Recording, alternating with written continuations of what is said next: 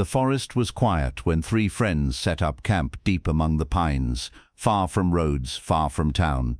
They built a fire, laughed under the stars, and promised themselves an unforgettable night. But as midnight fell, strange sounds crept through the trees, footsteps with no source, whispers carried on the wind. By dawn, the campsite stood empty. Their tent remained, their belongings scattered. The friends were never seen again. The forest around Blackwood was known for its silence, the kind of silence that pressed against the ears, where even birdsong seemed hesitant, and the rustle of leaves carried farther than it should. Few people ventured deep into its heart, but for Mark, Sarah, and Jason, that was the appeal. They were in their early 20s, restless and eager to escape the routines of town life. A weekend camping trip in the wilderness sounded like the perfect adventure. Mark was the planner. He had mapped out the route and chosen a clearing miles from any trail. Sarah brought the gear, tents, lanterns, and enough snacks to last 3 days. Jason, always the joker, promised to keep spirits high, no matter how dark the woods became. Together, they shouldered their backpacks and set out one crisp autumn afternoon, the trees closing in around them as the path gave way to wilderness. By sunset, they reached the clearing.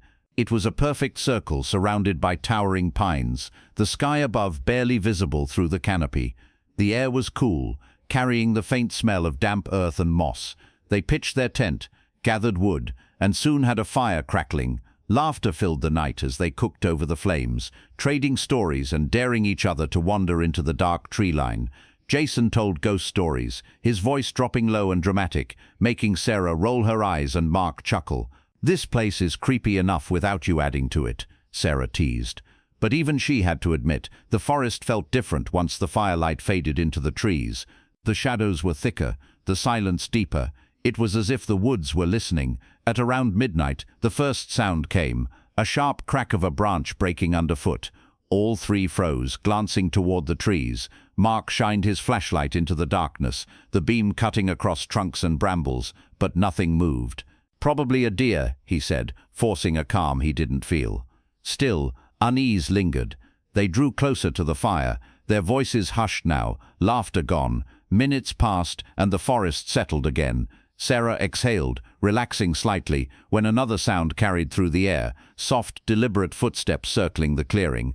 Jason frowned. "That's not a deer." The footsteps stopped. Silence pressed in. The fire popped, sending sparks upward, and the three friends exchanged nervous glances. Mark whispered, "Maybe someone else is out here camping." But the words felt hollow. No one came this deep into Blackwood. The night dragged on, tension thickening with every passing minute. At one point, Sarah swore she heard whispering, faint, broken, carried by the wind. She strained her ears, but the words were indistinguishable, like voices speaking just out of reach. When she told the others, Jason laughed nervously. "You're just letting the stories get to you." But his eyes betrayed him. He had heard it too. By 2 a.m. they decided to turn in, crawling into the tent and zipping the flap tight. The fire outside crackled low, casting faint light against the fabric walls. The forest seemed to breathe around them, every gust of wind a sigh through the branches. Sleep came fitfully. Mark woke at one point, to the sound of crunching leaves just outside the tent. He held his breath, listening. The steps circled once, twice, then stopped at the entrance. The zipper trembled as if touched from the outside. His heart pounded. He whispered, "Jason? Sarah?" But both were asleep beside him, their breathing steady. The zipper stilled. The steps retreated into the forest. Mark lay awake until dawn, eyes wide, waiting for the sun to break through the trees. The first light of morning filtered weakly through the canopy, painting the clearing in pale gold. Mark sat up the moment he noticed the sun, relief washing through him. He hadn't slept again after hearing the steps in the night. Sarah stirred beside him, rubbing her eyes, while Jason grumbled, pulling the blanket tighter. "Rough night?" Jason teased groggily, but Mark didn't laugh. He recounted what he'd heard, the footsteps, the zipper, the sense that someone had been standing outside their tent. Sarah's eyes widened. "You're sure it wasn't an animal?" Mark shook his head. "Animals don't tug at zippers." The three of them stepped outside. The fire had burned down to ash, a faint trail of smoke curling upward. The forest was quiet again, but not in a peaceful way. It was as if the trees were holding their breath. Jason kicked at the dirt, trying to shake the tension. If it was someone messing with us, they're long gone now. But Sarah noticed something near the edge of the clearing. Footprints. They were faint, pressed into the damp soil, circling the tent. Too large to be from any of them. They followed the tracks a short distance into the trees, but they ended abruptly, as if the walker had vanished into thin air.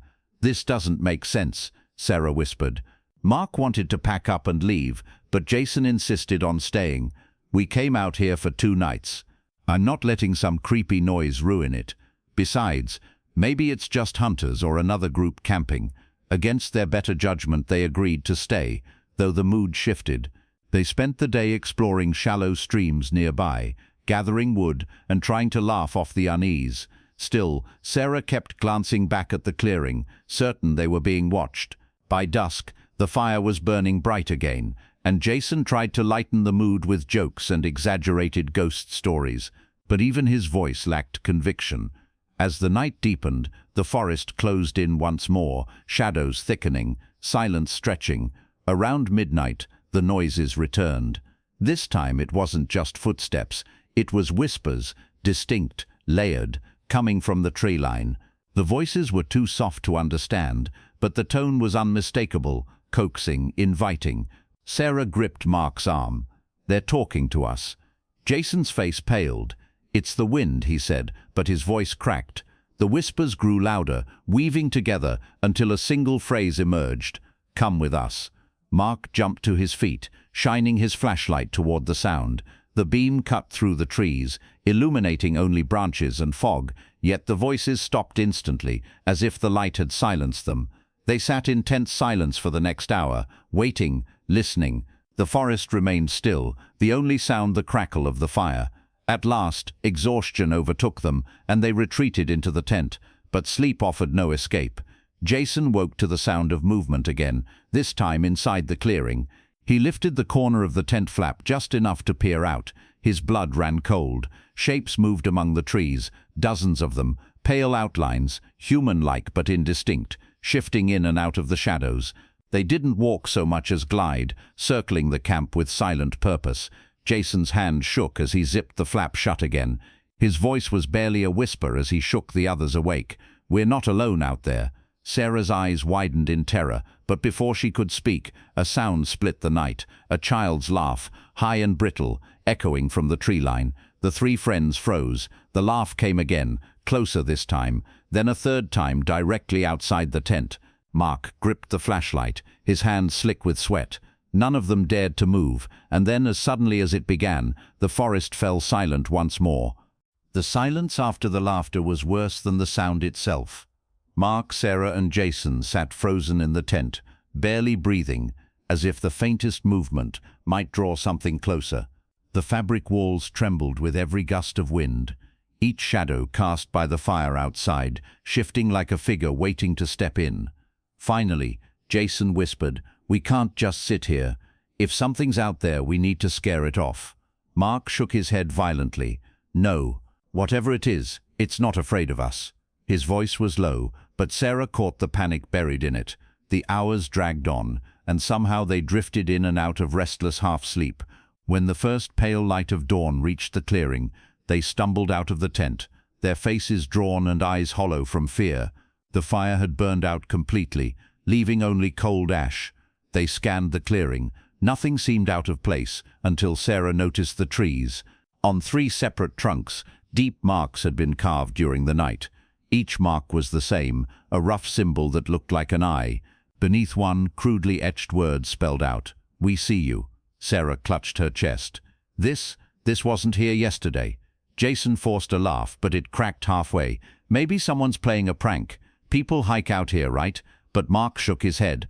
"No, these woods aren't on any map. No one comes this far." Despite their fear, they stayed through the day, too exhausted to hike back to town. They tried to distract themselves, gathering wood, cooking, even playing cards by the fire. For brief moments it almost felt normal. Almost. As night approached again, dread settled over them like a heavy blanket. They lit the fire early, feeding it more wood than before, desperate to keep the darkness at bay. Jason clutched a knife from his pack, while Sarah kept her flashlight within arm's reach. Mark sat close to the flames, staring into the forest as if sheer willpower could hold the night back. The forest did not wait long. Shortly after midnight, the sounds began, first footsteps, then the low murmur of voices weaving together like a chorus. This time, the words were clearer. "Come closer, don't be afraid, join us." Sarah covered her ears, whispering, "It's not real, it's not real." Jason stood, knife in hand. "Enough, show yourselves," he shouted into the trees. The forest answered. A dozen shapes emerged from the tree line, pale outlines shifting in the firelight. They stood silently at the edge of the clearing, neither approaching nor retreating. Their faces were indistinct, as if blurred, but their eyes glowed faintly, reflecting the fire. The friends clung to each other, the fire crackling between them and the figures. The whispers grew louder, but the shapes did not move. They only watched. Hours passed like that. Whenever one of the friends blinked, it seemed the figures drew closer, but when they looked again, the distance remained the same.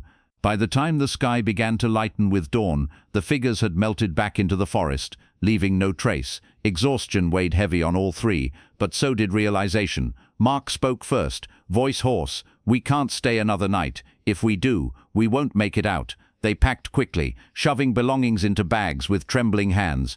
But when Jason went to collapse the tent, he froze. Carved into the fabric, deep and jagged, were words that hadn't been there before. "One stays." Jason's voice broke as he read the words carved into the tent. "One stays." The letters were deep, cut cleanly through the fabric as if with a blade. Sarah stumbled back, shaking her head. No, that wasn't there last night. It couldn't have been." Mark pressed his palm against the slashes. The edges were fresh, threads still fraying. Someone or something was here while we slept. The three exchanged terrified glances. Sarah whispered what they were all thinking. "It chose one of us." They tore the tent down quickly, their hands trembling, stuffing the remains into Mark's pack.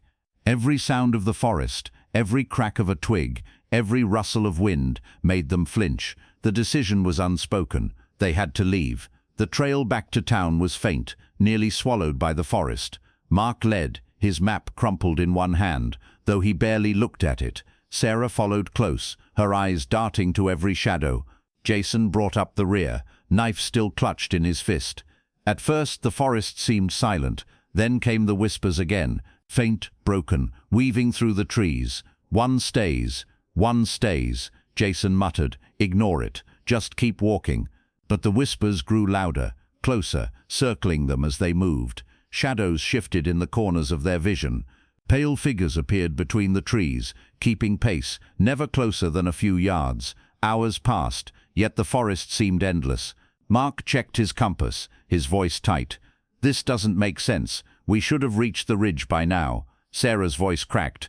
"We're going in circles." Jason slammed his knife into a tree trunk, carving a deep X. "There, if we see this again, we'll know." They pressed on. An hour later, Sarah stopped dead. Ahead of them, on a tree by the path, was a fresh X. Jason swore under his breath. "Impossible. We've been walking straight."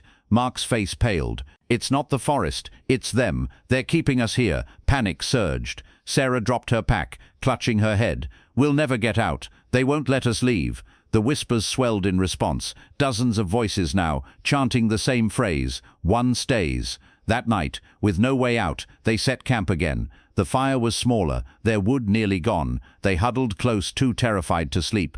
The forest around them was alive with whispers, eyes watching from the trees. At some point, Jason rose suddenly. "I can't take this," he muttered. He grabbed his knife and stormed toward the tree line. "If they want me, they can have me," Sarah screamed, rushing after him, but Mark held her back. "No, don't go after him." Jason disappeared into the darkness, his footsteps swallowed by the forest. His voice carried faintly, defiant at first, then breaking into a scream. The sound cut off abruptly. The forest fell silent. Sarah collapsed against Mark, sobbing. He held her tightly, his own face ashen. The whispers returned, softer this time, almost satisfied. "One stays," Mark whispered into the night. "Then why are we still here?" The fire sputtered, and in the glow Sarah swore she saw movement in the shadows. A shape, familiar, Jason, but his eyes glowed faintly and his mouth moved with the whispers. Sarah's scream caught in her throat as she pointed toward the tree line. "Mark, look." Mark turned and his stomach dropped. Jason stood just beyond the circle of firelight, half shrouded in shadow. His clothes were torn, his knife still dangling loosely from one hand. But it wasn't Jason as they knew him. His eyes glowed faintly white, blank and hollow, and his lips moved silently in rhythm with the whispers that poured from the trees. "Jason," Mark shouted, "it's us. Come back." Jason stepped closer, the firelight illuminating his pale face. His expression was empty, stripped of emotion. When he spoke, his voice was layered, distorted, as though others spoke through him. "One stays." Sarah clutched Mark's arm, her body trembling. "That's not him anymore." Mark shook his head. "No, it has to be. He's alive. We can save him." Jason took another step forward, the knife glinting faintly. The whispers rose in unison, echoing his words. "One stays." Then, as if triggered, Jason lunged. His movements were stiff but powerful, driven by something not his own. Mark shoved Sarah behind him, grabbing a burning branch from the fire. He swung it wildly, the flames casting frantic arcs of light. Jason recoiled, his eyes narrowing against the heat, but he didn't stop. Mark shouted, "Stay back!" His voice cracked with desperation, but Jason pressed closer, the whispers growing louder, the forest itself vibrating with their chant. Sarah scrambled for her flashlight, aiming its beam directly at Jason. For a brief moment, the light seemed to freeze him. His body jerked unnaturally, the glow in his eyes flickering. She cried out, "Mark, it's working!" But then the beam sputtered, battery dying. The light dimmed, and Jason moved again, faster this time. Mark swung the burning branch, catching Jason's arm. The knife clattered to the ground, but Jason didn't flinch. He simply bent, picked it up with his other hand, and straightened again, face blank as stone. The whispers surged into a deafening roar. "One stays, one stays, one stays." Suddenly, Jason froze, his head tilted, eyes rolling back slightly, as though listening to something the others couldn't hear. Then, in a voice that was his alone, weak, broken, human, he whispered, "Run." The word jolted Mark and Sarah like a spark. Without hesitation, they grabbed their packs and bolted into the forest, the fire dying behind them. Branches whipped their faces, roots clawed at their feet, but they didn't stop. The whispers followed, surrounding them, chasing them through the endless maze of trees. They didn't know how long they ran before collapsing in a small clearing. The forest was silent again, but the silence was heavy, watchful. Sarah gasped for breath, tears streaking her face. "We left him," she whispered. "We left him behind." Mark stared into the darkness, his chest heaving. "He told us to run." His voice was flat, hollow. Maybe that was the last of him. The clearing felt no safer than the campsite. Shadows lingered at the edges, and every crack of a twig made them flinch. Mark checked his compass again, only to find the needle spinning wildly. "We're not getting out," he muttered. Sarah grabbed his hand, squeezing hard. "We will. We have to." But deep down, both of them knew the forest wasn't letting them go. Jason had become part of it, and soon one of them would too. The clearing was suffocatingly still, the silence broken only by Sarah's ragged sobs. Mark held her hand tightly, but his own grip trembled. He couldn't stop replaying the last image of Jason's face, blank, glowing-eyed, yet still human enough to whisper a single word. "Run." Mark forced himself upright. "We can't stay here. If we keep moving, maybe we'll find a road or a stream to follow back to town." Sarah shook her head. "We've been walking for hours. The forest just resets." Her voice cracked. "It wants us here." Mark swallowed hard, refusing to admit she was right. He adjusted his pack, tugging her to her feet. "Then we keep trying. We don't stop." They pressed deeper into the woods. The trees loomed tall and endless, their branches clawing at the sky. Every direction looked the same. Twice they passed the same moss-covered boulder, even though they swore they had gone straight. By midday, exhaustion dragged at their limbs. They stopped briefly by a fallen log, sipping the last of their water. That was when Sarah noticed the carvings. On the log's surface, etched deep into the wood, were words, "To remain." Her breath hitched. Mark, he saw it too. His jaw tightened, rage flashing in his eyes. "They're playing with us." He grabbed a rock and smashed it against the carving, splintering the wood. But even as he did, another sound echoed through the trees, soft, mocking laughter. Sarah's blood ran cold. "That's Jason." The voice was faint, distant, but unmistakable. Jason's laugh, warped and hollow, carried on the wind. They froze, listening. The laugh grew louder, closer, until it circled them. "Don't listen," Mark said through clenched teeth. "It's not him anymore." But Sarah's eyes filled with tears. "What if some part of him is still there? What if he needs us?" Her words were cut off by a rustling in the underbrush. They spun, and for a brief moment they saw him. Jason stood between two trees, his form pale, his face expressionless. His eyes glowed faintly, and his mouth moved with the whispers that filled the forest. Yet from his throat came words that didn't belong to him. "One more stays." Mark pulled Sarah back, his grip iron. Jason took a step forward, then another, the forest falling silent except for his unnatural voice. The trees seemed to bend around him, as if making way. Mark swung his flashlight beam, but Jason didn't flinch. The light passed over him like mist. Desperate, Mark hurled the flashlight itself.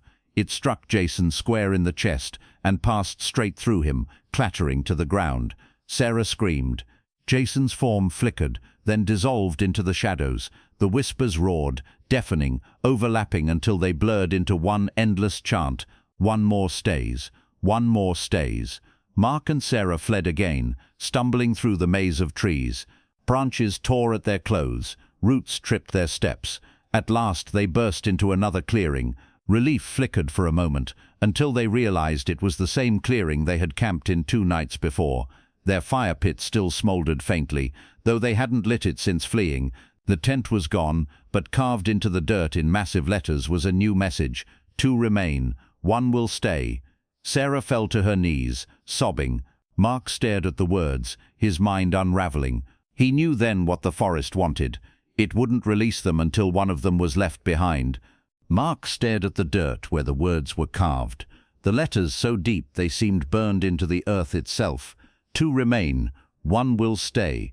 His mind refused to process it, but the truth pressed down on him with the weight of inevitability. The forest didn't want all of them. It wanted a sacrifice. Sarah sat hunched over, her hands tangled in her hair, rocking back and forth. "It's not fair," she whispered. "It can't just choose like this." Mark crouched beside her, gripping her shoulders. "Listen to me. We'll find a way out, both of us." But even as he said it, the compass in his pocket spun uselessly, and the trees swayed with an intelligence that mocked his words. The whispers returned, surrounding them, louder now, no longer coaxing but demanding. 1 stays. 1 stays. Sarah lifted her head, eyes wide and wet. "What if they're right? What if one of us has to stay for the other to leave?"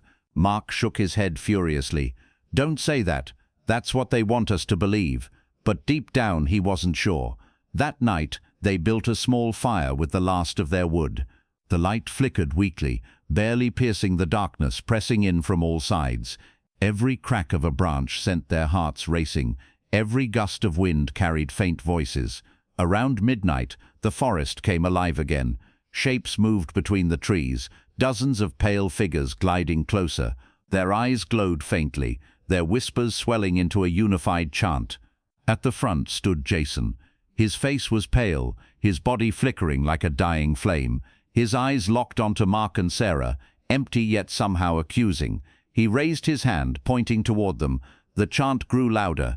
"Choose, choose, choose." Mark stood, shouting into the darkness.